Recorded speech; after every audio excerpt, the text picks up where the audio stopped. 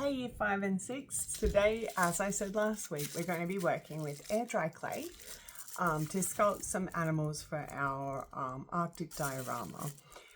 You guys are looking at global issues. Of course, we know global warming is a massive issue. So we're making dioramas of a really important area that's very affected by this. The melting of the ice is, of course, reducing habitats, causing the oceans to rise, all sorts of important things. So we are representing the beautiful environments of this snowy, faraway land. So today, yes, we're using air dry clay. It literally is like it sounds. Air dry clay will cure or become very, very hard by drying purely from air. Other clay to sort of set like that needs to be what's called fired. Now, firing works like an oven, but at extraordinarily high temperatures. So when you get ceramics, things like plates, pots, whatever else, they're very hard. You kind of hear that ting, ting, ting sound. They've been fired. Air dry clay is the next best thing. So this stuff has what's called polymers in it. Polymers are types of glue that are going to help it set nice and hard for us. And if we take care of these sculptures, they should stay good forever. So today I'm going to show you how to sculpt, first of all, a simple polar bear. All right, so you're going to get very small pieces of clay. We're working to scale. So of course, when you look at our little Arctic scenes, it's like we've zoomed right out to have a look at them. Hey, so I'm going to pop this right down on my hands here and show you what I'm making. So I've got this tiny little piece of clay and I'm going to make this into our polar bear.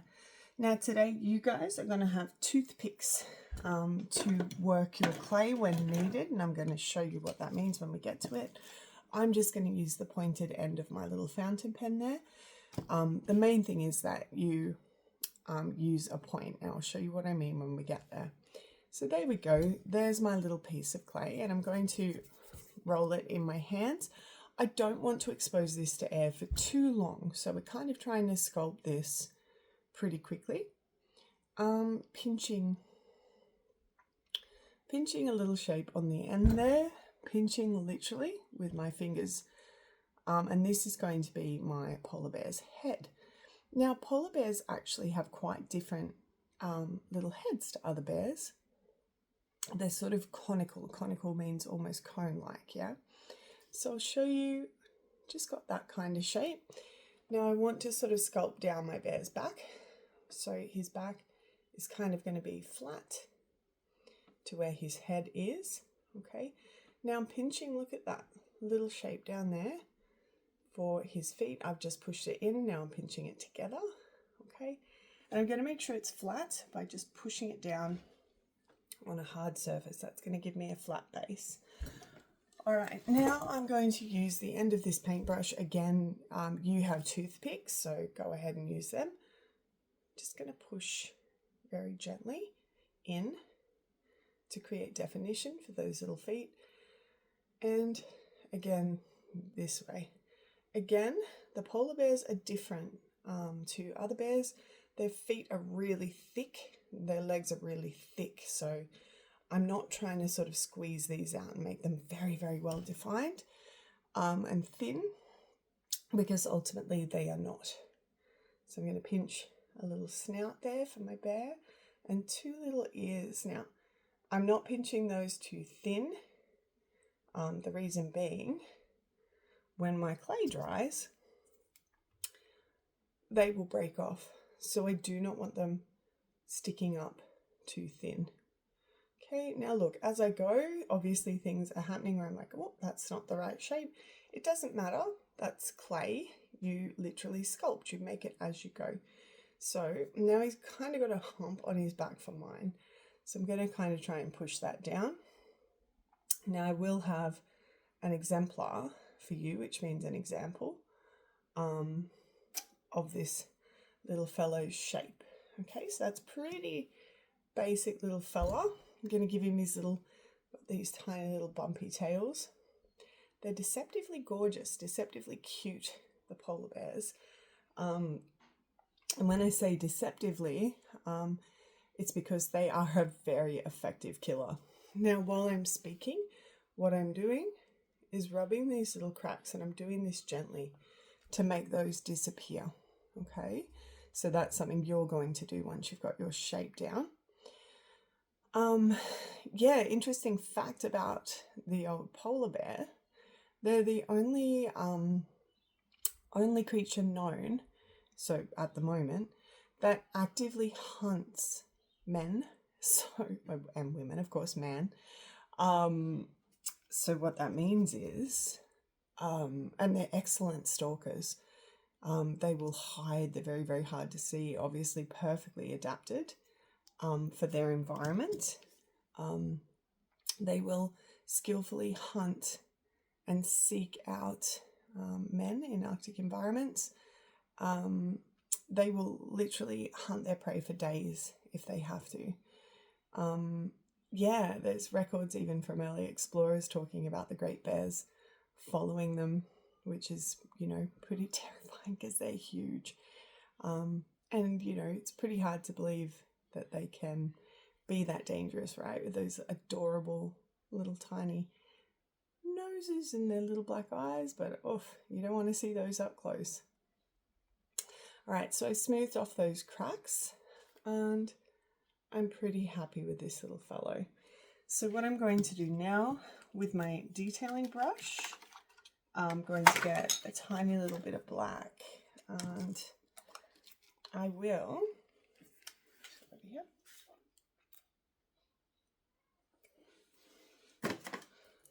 just get the tiniest little bit and just give him a tiny little black nose. We can come back.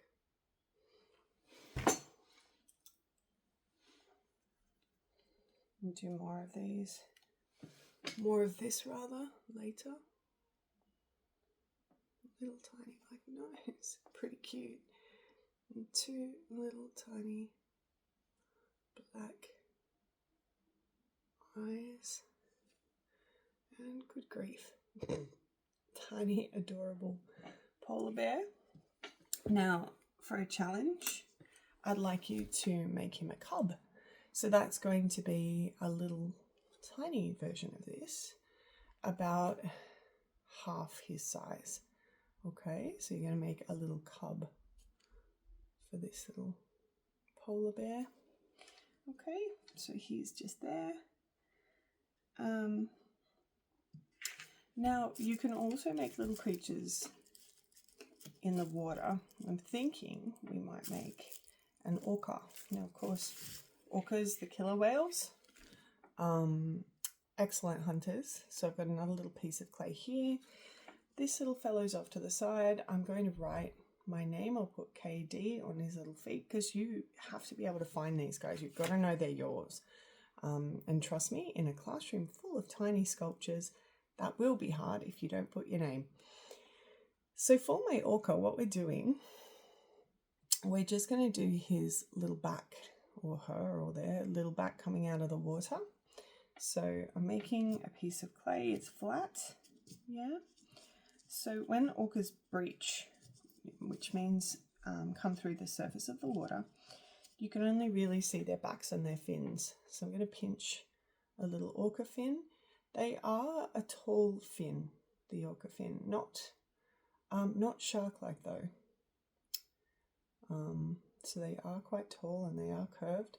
Now around my fin currently you can see deep pinches. Orcas do not have deep dints in their back like that.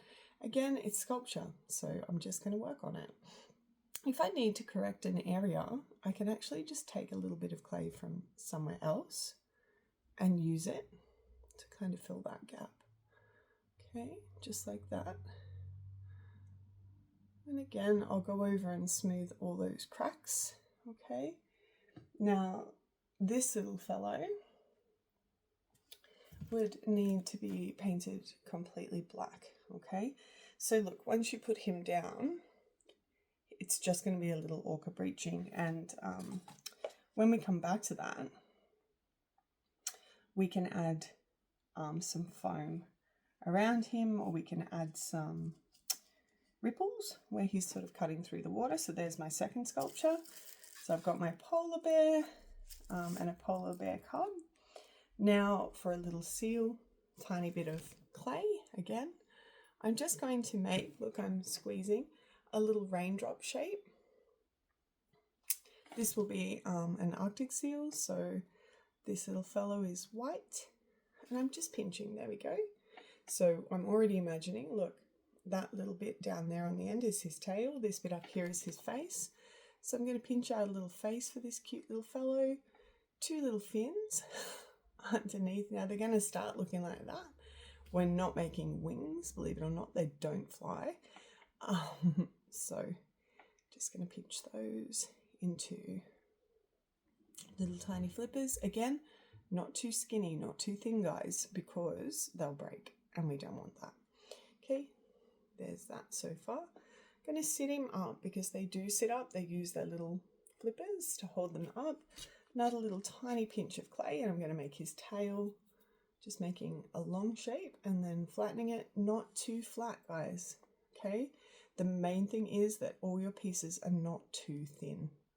Now I've stuck that on, but there's going to be a problem if I just leave that like that. Anything that I join, I've got to work the clay, which is this. See that? Where I've put those little scratches in. You've got to kind of combine the 2 pieces together. Otherwise, when it dries, they'll just come off. So now I've done that. Now I will gently and carefully smooth it out. I'm treating my clay with a lot of care, not getting frustrated if anything doesn't work out. That's all part of it. That tail's too thin, so I'm going to add some more clay. Gonna work it on. Now remember, if you do this, remember anything you add, you've kind of got to work it on like that. Once you've added it on, just smooth it out. Don't add too many bits on for these tiny sculptures if you can help it. You'll notice most of what Misty has made today is just made with 1 piece, isn't it? And that's simply because they are tiny, which is already tricky. And I don't want to add too much complexity, which means difficulty or too many difficult steps, complex steps. Okay, now seals have got like a little puppy face, so just pinched him out a little snout. Okay, and that's just going to be 2 little black eyes painted on this little fellow. Okay, and a little tiny nose, which is pretty simple, like so. Okay, and there's my very tiny little seal, my tiny little polar bear, and my tiny little orca who's going to be painted black. Okay, now once you've done these, an extension for you would be making a second one of any of those creatures. Yeah, so you may wish to make another orca breaching in the water. You may wish to make a friend for your seal. You may decide your polar bear needs a partner to help look after the cub. It's up to you, okay? But happy sculpting today, guys. I hope you're going to have a fabulous time. I think you will. All right. Happy Monday.